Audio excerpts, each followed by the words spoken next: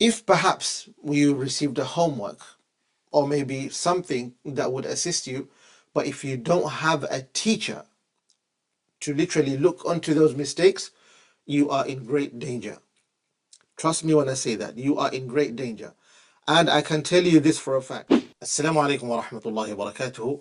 We are glad to inform you that Alhamdulillah, Allah has permitted us to launch the Arabic Boot Camp at the moment. And we are opening just for a certain period of time. Bear this in mind, it's cohort based. We only take a number of students so that we can focus on them particularly and not just give them the lessons online and maybe have them for Q&A.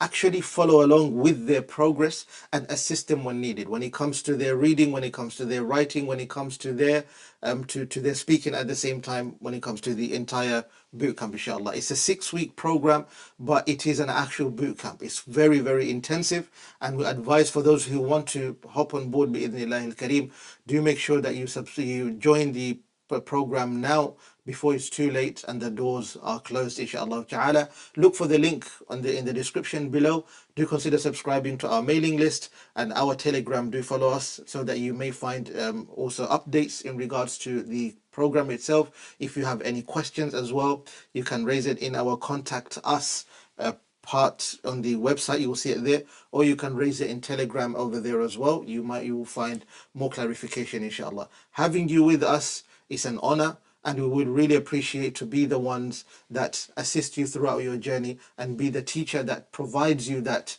teaching and tutelage along the journey, inshallah ta'ala.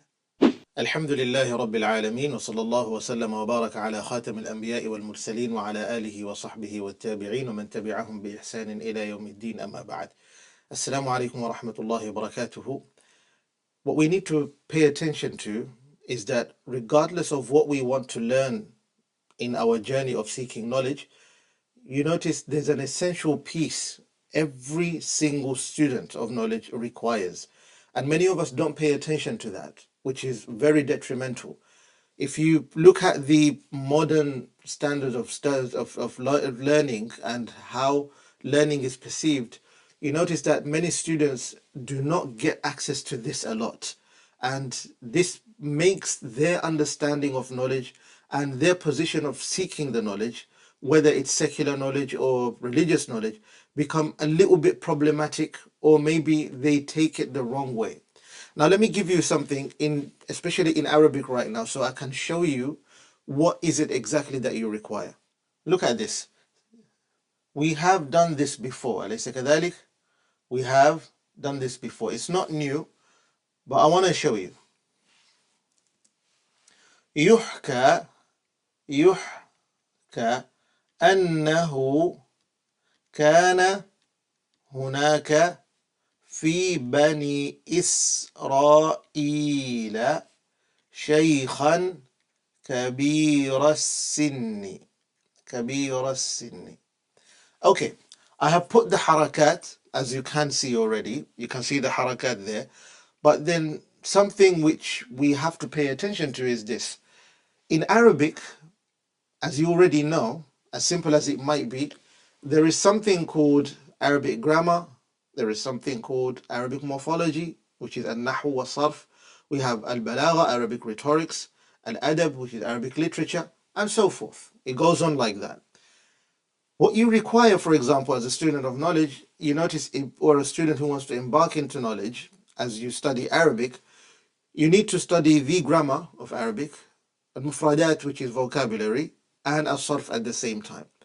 Yes, for example, in today's day and age, we have technology which really assists us throughout the journey. And you can go through the maybe video lesson, and you study like that until you get better. But the danger comes here. As you go through the lesson, you try to apply literally what you've learnt. If perhaps you received a homework or maybe something that would assist you, but if you don't have a teacher to literally look onto those mistakes, you are in great danger. Trust me when I say that. You are in great danger. And I can tell you this for a fact. Even if we live in the age of AI, مثلا, For example, a teacher of Quran, a human being that has taught Quran. اعلم هذا القرآن من صدر إلى صدر. Rasulullah sallallahu alayhi wa sallam is told, وَلَا تَعْجَلْ بِالْقُرْآنِ مِنْ قَبْلِ أَنْ يُقْضَى إِلَيْكَ وَحْيُهُ. Do not hasten to literally recite the Quran before we haven't even completed the wahi. لا تحرك به لسانك لتعجل به إن علينا جمعه وقرآنه. Do not rush into reciting the Quran while we haven't even completed the revelation yet. However, Allah is telling him that we are going to collect it and collect you together. Basically, collect your heart and put it together, or Quran, and then allow you to recite it. What does that mean? It means that as Jibril alayhi salam is reciting it to Rasulullah sallallahu alaihi wasallam, يلقنه في هذا الوقت ويقرئه. You notice Allah is telling that min Jibril ila sadrik, from the heart of Jibril to your heart. And through this, you notice that Rasulullah sallallahu alaihi wasallam taught the Sahaba directly from one chest to another. And the Sahaba did it the same way. Why do we have the chain of ijaza, a student that receives, especially a student of Quran, or maybe if a student memorizes a matan, or so forth, and so forth. You notice, why do we have that? So that this ilm has its value. You take it from a human being to a human being. But if we say that, for example, we're going to depend on technology as much in order to attain the knowledge, then I promise you technology will fail, and it would not cover and fill that gap which is missing today. Which means to say, a student لا يستغني طالب العلم عن معلم. A student of knowledge, it is vital for them to have a teacher holding their hand throughout the journey. I promise you, Wallahi al-Azim, we would not have received the knowledge that we receive today لو لم يكن لمشايخنا, if it wasn't for our mashayikh. Up to today, as we speak, I cannot survive without my sheikh. I'll be lost. And I say this as a fact. And I'm not saying it to make anyone happy. I'm being honest. Without a sheikh, without an ustad, we will be lost. لذلك قال الإمام الشافعي رحمه الله تعالى أخي لن تنال العلم إلا بستة. A very famous quote. أخي لن تنال العلم إلا بستة. 2 lines, he said in his diwan. My brother, you would not, and never, it is impossible to attain ilm except if you have these 6 qualities. ذكاء, you have to have the intellect to take that. Does that mean you have to be a genius or extremely smart? No, you have to have an intellect that takes the knowledge. That's what's important. كم من العلماء, شوف العالم المعروف السكاكي رحمه الله تعالى, he didn't have the mind at the beginning to be able to memorize and put together ilm. But what happened next? فتح الله له, Allah opened his mind and he wrote an entire encyclopedia of ilm. I forgot the name of the book, but it literally هذا الكتاب جامع وشامل. It has everything inside. Al-Imam al-Sakaki. Imagine that. Then he says, وَاجْتِهَادٌ. You have to have the effort. So no matter how much you have of this mind, no effort, you're not going to sacrifice of your time and your wealth and everything else and put down the effort. No matter how much of a genius you are, it doesn't mean anything. Bear that in mind. وَبُلْغَةٌ. He mentioned also bulgha. You have to have wealth in order to achieve the knowledge, which is traveling. You have to have food on the table. If, for example, you have to rent somewhere, you have to rent somewhere so that you can sit there and stay there while you're taking the knowledge from the sheikh and beyond that. And the other 2, among the 6, I'm just going to mention another 2. He says, وَصُحْبَةُ أُسْتَاذ, and befriending a teacher. وَطُولُ زَمَانٍ, and you have to have your life. 2 things that many of us have not paid attention to. We might have the intellect, we might have the effort to put as well, we might exert ourselves in seeking the knowledge, and at the same time we might have the what? We have the istibar, the patience, we have the bulgha, the wealth, basically we have the qut al-yawm, we have the food of the day, we have our bills paid and everything, we have all of that. But the 2 things that we miss a lot, especially in the modern construct of academics, or maybe seeking knowledge, regardless, you notice that suhbatu ustad, having a teacher on your side, who will guide you throughout the journey is the one that we missed the most. And طول zaman, spending our entire lives in seeking knowledge. That's what we are missing. So if you go back to the board again, look at this. It is impossible for one to be able, and listen to me carefully, to say you will learn Arabic, مثلا, in this case. Let me give you an example. You're reading this phrase. This, if you do not pay attention, one can read it to you as يحكى, يحكى, and that is wrong. Immediately. لا توجد حركات في هذه الكلمة ولا في هذه الفقرة كاملة. In this entire page, and you notice in this entire paragraph, and especially if you look at the word, there is no harakat, there is no diacritics. You don't find any vowel markings. For this reason, you notice you cannot read as yahka, nor can you read as yahki. Yahki, it doesn't make sense. So what do you need in this case? If you make a mistake as this, the teacher guides you. And the worst of all, this is where we have to pay attention a lot.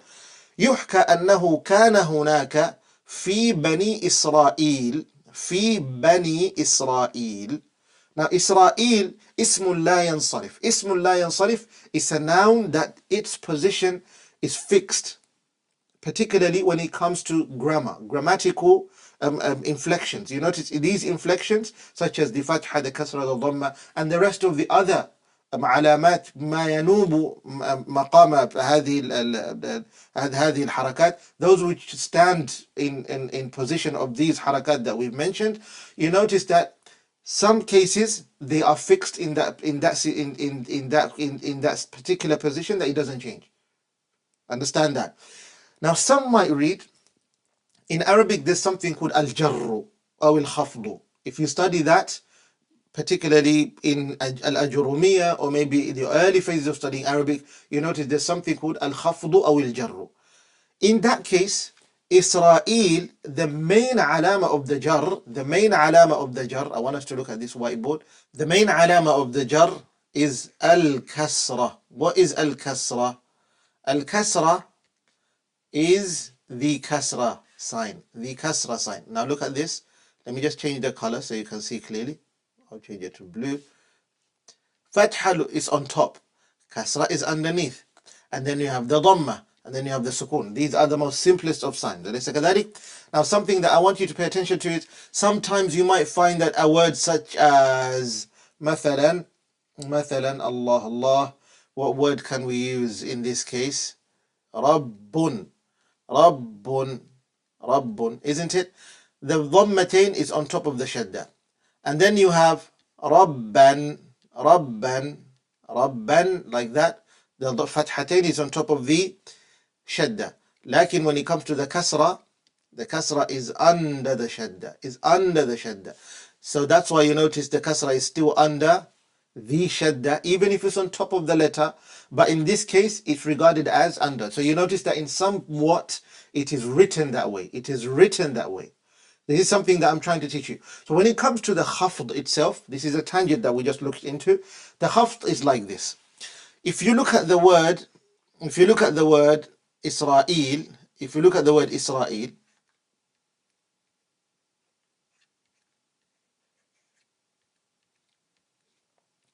we saw the word Israel over here, right? Look at this word, Israel. This word as Israel is either going to be one of the two. Look at these two that I'm going to write for you down here so you realize. Look, let me change the color to red. You will find it as Isra'ilu.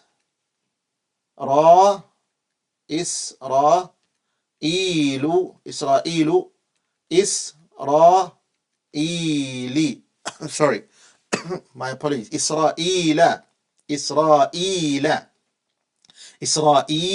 like that. Can you see مثلا Isra'ili?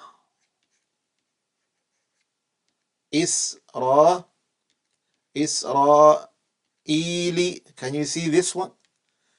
This one is wrong. There's no Isra'ili. It's Isra'ila and Isra'ilu.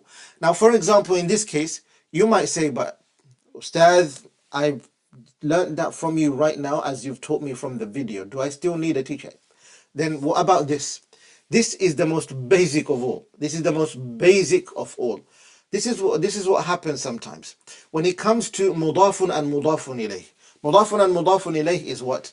As you know, in the previous classes, if you look around maybe in the playlist, we studied compounding words. Compounding words, if you put them together and you don't pay attention, you might change a diacritic, which literally takes you off point com- completely from the word.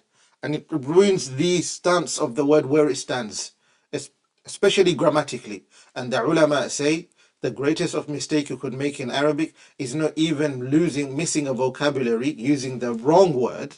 It's actually making a grammatical error. And a grammatical error literally determines where you stand when it comes to talabul ilm, when it comes to seeking knowledge. It is impossible to read a book correctly without grammar and grammatical knowledge. Bear that in mind. Without a nahaw, you'll be lost.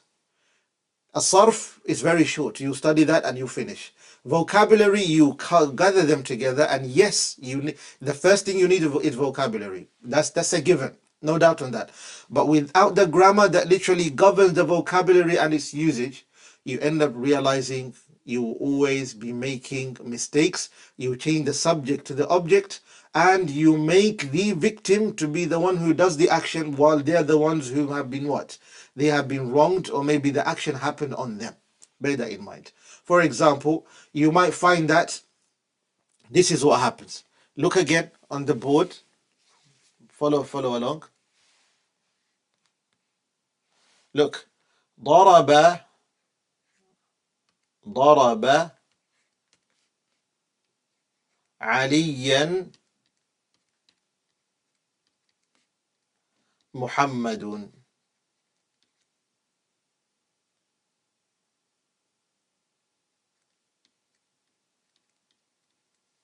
You might find also same thing. ضرب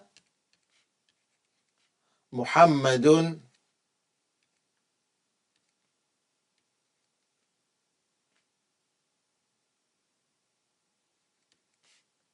عليا.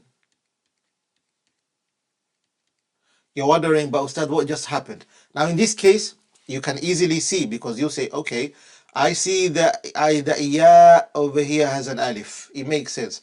But then what about if you have ضرب? I just write this Umar. Let me write Umar properly. Umar, Umar like this. And then I have another name such as, what is it? Amr. Amr. Okay. ضرب Umar Amr like that. Who is the subject? Who is the object in this case? And how should the order go like? And there's no indicator indicating to you that, okay, this is what it means. So what you realize is that you're not capable of understanding that without the teacher guiding you throughout. And maybe, yes, you might go through the video lesson, you will learn it, that's fine. You need to learn that. You can go through the video lesson, it will cover it for you. You might go through the homework and cover and do it as well. But who will correct the homework? No AI, nothing of technology, but actually a human being who is well versed in the subject and is the one that will guide you throughout that journey, so that you correct those minor mistakes, such as, for example, when you are speaking, and if you have no one to correct you, you end up realizing you made a mistake and you don't even know. Yes. So what we need to bear in mind is that as you learn in your journey, you have to have one of the most important gems and the golden piece that literally takes you from level zero to the highest jump that you ever make in knowledge. And it takes you to learn really fast, and that is صحبة أستاذ كما قال الإمام الشافعي رحمه الله. That is befriending a teacher. Without befriending the teacher, without having the company of the teacher, you find yourself that you are lost in the waters, or maybe you might make a mistake that you cannot correct and you can't learn alone. It's like, for example, we might say you're studying fiqh in English, and it's okay, it's your first language that you speak and it's your native language that you speak every single day. It's fine. question is, if you do not have the teacher to ask questions, to have more clarification, you cannot read the book in Arabic properly, that you might have learnt, but you didn't have anyone to guide you, maybe you're understanding it wrongly, and you don't have anyone to correct you at the time, what happens next?